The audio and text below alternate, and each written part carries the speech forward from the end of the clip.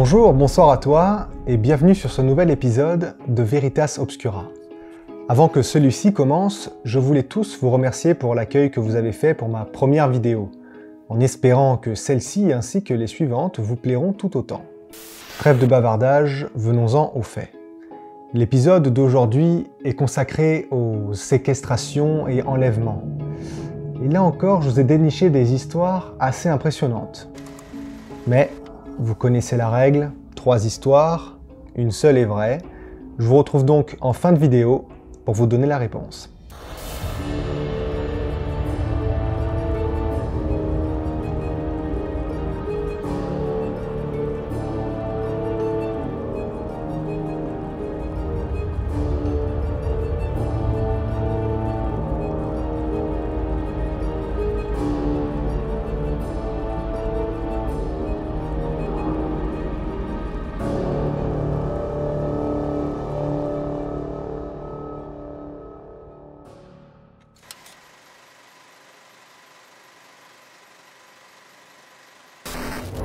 Cette histoire s'est produite courant des années 1980, aux alentours de Coatzacoalcos, dans l'état du Veracruz au Mexique.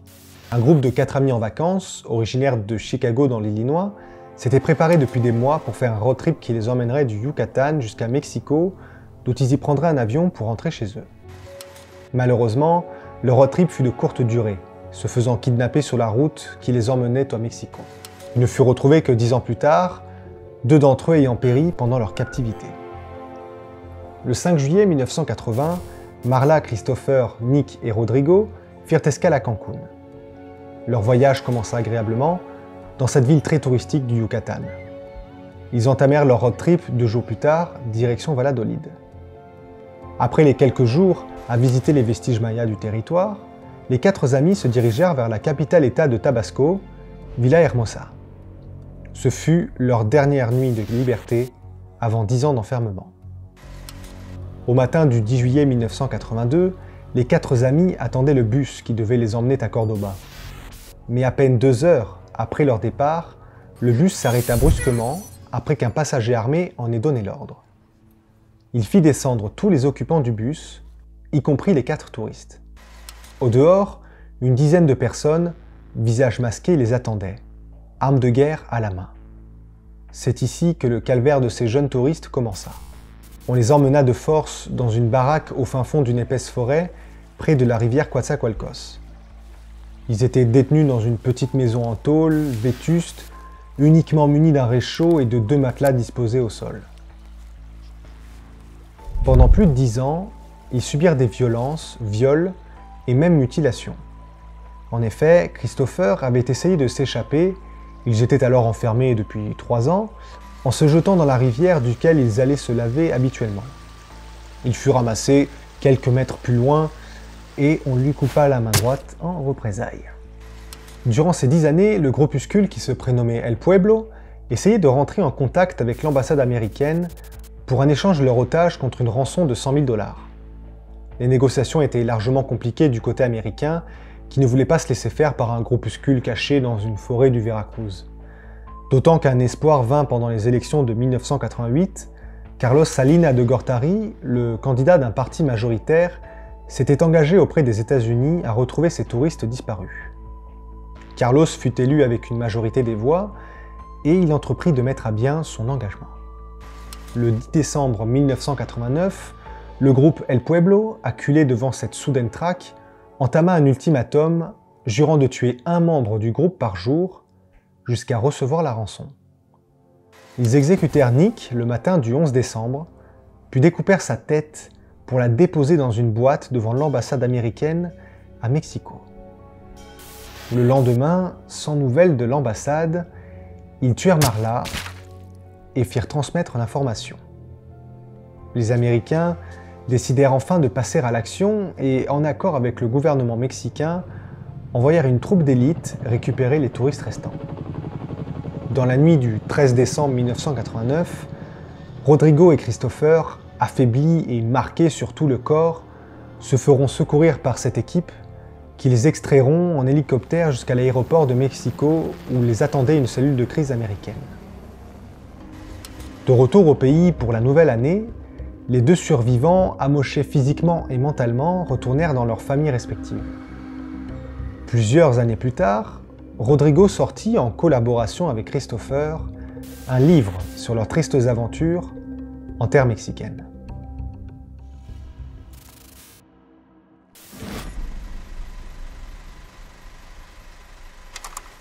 Cette impressionnante affaire se déroula à Amstetten en Autriche, milieu des années 70, pour se clore plus de 2 décennies plus tard. L'enquête s'ouvra en avril 2008, lorsqu'Elisabeth, alors âgée de 42 ans, déclare avoir été emprisonnée, violée et physiquement agressée par son père, Joseph Fritzl, pendant 24 ans. Tout commença quand Elisabeth, alors âgée de 11 ans, se retrouva violée par son père, pour la première fois, en 1977. L'année suivante, Joseph Fritzl, le père, ingénieur à la retraite, obtint un permis de construire un abri anti-atomique, une démarche assez habituelle pendant la guerre froide. Mais tout comme moi, vous voyez bien venir la suite. Après 2 fugues d'Elisabeth en 1984, le père finira par droguer sa fille, puis la menotta et l'enferma dans l'abri construit au sous-sol. Il signala alors la disparition d'Elisabeth à la police et 1 mois plus tard demanda à celle-ci d'écrire une lettre ouverte stipulant que l'on cesse de la rechercher. La fille vivait alors dans cette cave aménagée de 60 mètres carrés, composée d'une douche, de toilettes, de plusieurs lits, d'un lave-linge et même d'une télévision. Comme c'est aimable. Son père y vint souvent pour la violer, elle qui était attachée au lit par une laisse à peine assez longue pour se mouvoir dans cet enfer de béton. De ces multiples viols naîtront des enfants incestueux. Elisabeth fit une fausse couche en novembre 1986, puis accoucha 2 ans plus tard de Kirstine, son premier enfant. L'enfer continua pour Elisabeth, qui accoucha 2 ans plus tard d'un nouvel enfant, Stéphane, qui restera lui aussi à leur côté. Avant de passer à la suite, il faut bien comprendre que la femme de Joseph, et donc la mère d'Elisabeth, ne s'était jamais doutée de rien. Elle fut convaincue par son mari, cet homme charismatique et avec une forte emprise psychologique sur elle, ainsi que par la prétendue lettre envoyée à la police des années plus tôt par sa fille, qui stipulait qu'elle aurait quitté le foyer familial pour démarrer notre vie dans une secte. Bref, continuons. Le 29 août 1992 naît Lisa. 9 mois plus tard, dans une mise en scène grotesque de Joseph, la fillette fut déposée devant la maison avec une lettre prétendument écrite d'Elisabeth qui demandait à ce que les grands-parents l'adoptent, celle-ci ne pouvant pas s'occuper d'elle. La même situation se reproduisit 2 ans plus tard, en 1994, avec la naissance de Monica, elle aussi retrouvée sur le perron de la maison des Fritzl. Le 26 avril 1996, Elisabeth accoucha de jumeaux. Malheureusement, un seul survécut, Alexandre, qui rejoignit le rang des enfants adoptés par les grands-parents, tandis que l'autre enfant, décédé, fut incinéré par Joseph dans une chaudière de la maison. C'est finalement en 2002 que naît le dernier enfant, Félix, qui vivra lui aussi en captivité jusqu'en 2008. Mais comment cette sombre histoire y trouve-t-elle une fin, me direz-vous? Eh bien, il se trouve qu'en 2008, Kirstine, l'aînée alors âgée de 19 ans, se retrouva gravement malade. Joseph l'emmena alors à l'hôpital. Sur place, les médecins firent face à une maladie très rare qui leur demanda de faire passer des examens à la mère biologique, Elisabeth. Pour le public et la police à ce moment-là, Elisabeth avait changé de vie et vivait dans une secte. Un appel à témoins fut alors lancé à la télévision, appel à témoins qu'Elisabeth, depuis sa geôle, aperçut sur son écran de télé et prit conscience de la gravité de la situation. Affaiblie et frêle, elle trouva la force de se rebeller contre son père et le poussa à l'emmener à l'hôpital pour sauver leur fille. Le père prétexta à sa femme un retour inattendu de sa fille. Mais celle-ci raconta toute l'histoire au médecin et plus tard à la police. Joseph, confronté aux faits, reconnut tous les chefs d'accusation, hormis le meurtre d'un des jumeaux qui l'avait incinéré. La sentence tomba, réclusion à perpétuité dans une prison psychiatrique pour l'homme qui avait détenu sa fille pendant 24 ans, l'avait violée et enfanté de plus de 7 enfants. Depuis ce jour, Joseph dépérit en prison, attendant sa mort, qu'il souhaite avoir dans l'anonymat, s'achetant même pour l'occasion un nouveau nom de famille, Meirov, afin d'attirer le moins de lumière sur lui qui a séquestré dans l'ombre sa fille et ses enfants incestueux pendant plus de 20 ans.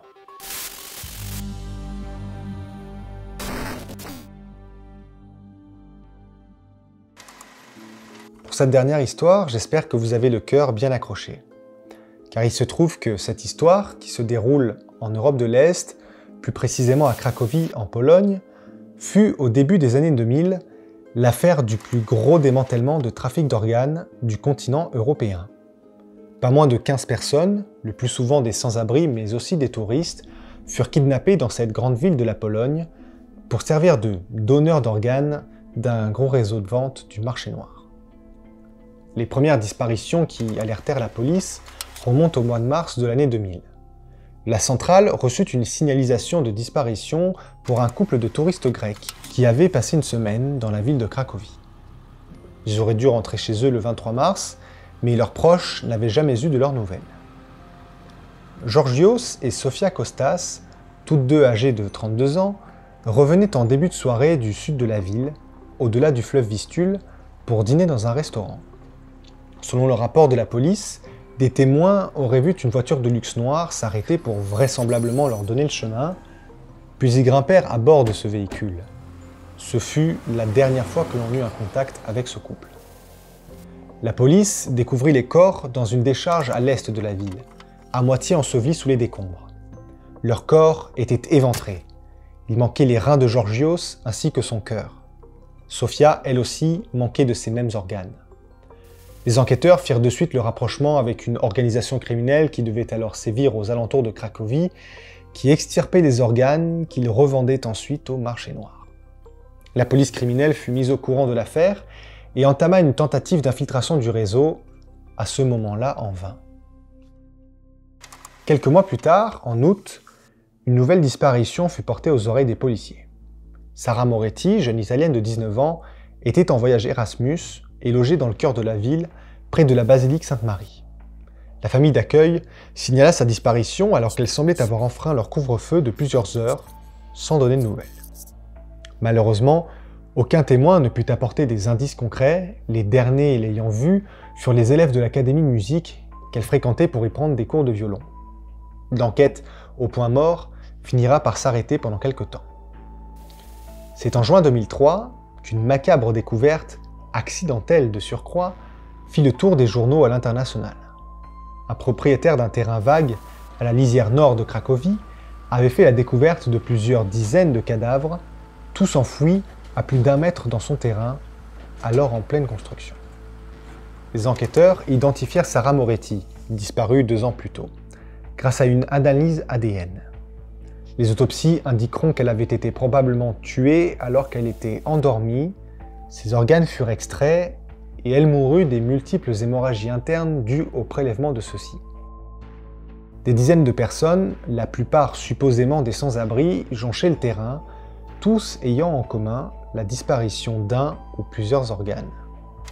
La police criminelle réussira plusieurs années plus tard à infiltrer le réseau, injectant des faux billets marqués durant plusieurs mois. Ils finirent par retracer ceux-ci jusqu'à une société vitrine de vente de téléphones mobiles. Ils découvrirent alors un réseau distributeur dans pas moins de 10 pays européens, vendant parfois même à certains hôpitaux de Pologne des organes prélevés sur leurs victimes. Cette organisation criminelle fut démantelée et la tête pensante, Aleksander Grabowski, fut condamné à la perpétuité dans une prison de haute surveillance de Varsovie. Il vit actuellement toujours dans cette prison, lui qui a maintenant plus de 50 ans et dit ne pas regretter d'avoir créé cette organisation et d'avoir alimenté pendant plusieurs années les pays européens d'organes prélevés illégalement.